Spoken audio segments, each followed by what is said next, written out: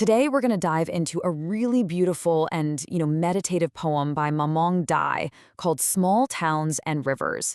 It's this quiet but incredibly powerful look at life, death, and our place in the natural world, all seen through the eyes of someone in a small town in the Himalayas.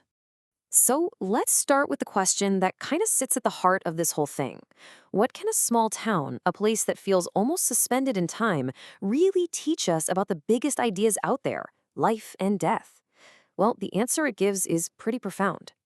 And the poet, she does not ease into it.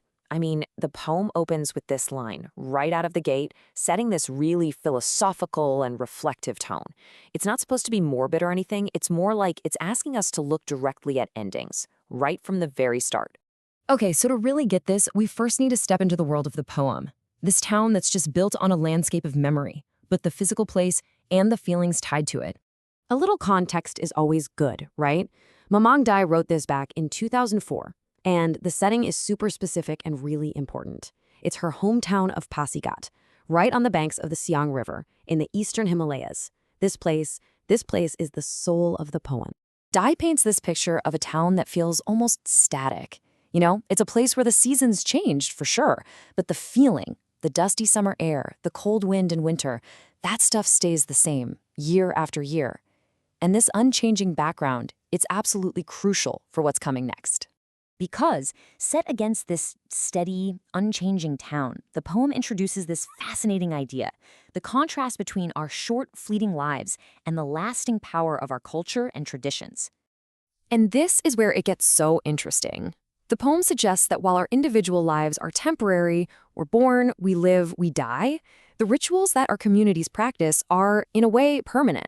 They're passed down from one generation to the next, giving the sense of continuity that lasts way longer than any single person. And just so we're all on the same page when we say rituals, we're not just talking about big, formal ceremonies. It's everything. Funerals, celebrations, even the small traditions tied to the seasons. All the little things that are woven into the fabric of a community and give it meaning. This line from the poem just nails it.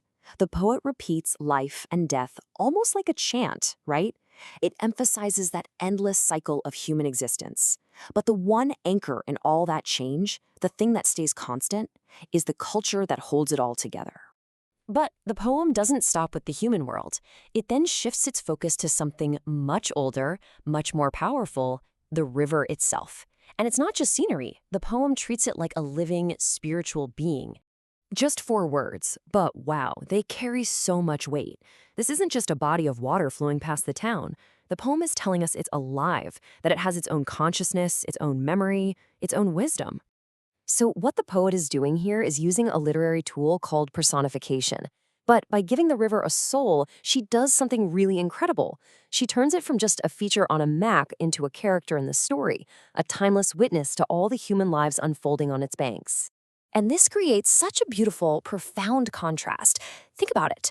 The river is timeless. It knows the immortality of water. What a gorgeous phrase, suggesting that it knows it never really dies. It just changes form. We humans, on the other hand, we experience grief. Our lives are so short. So the river becomes this eternal being, watching our brief stories play out. Now, you might be thinking this is all a peaceful, nostalgic reflection, but it's not.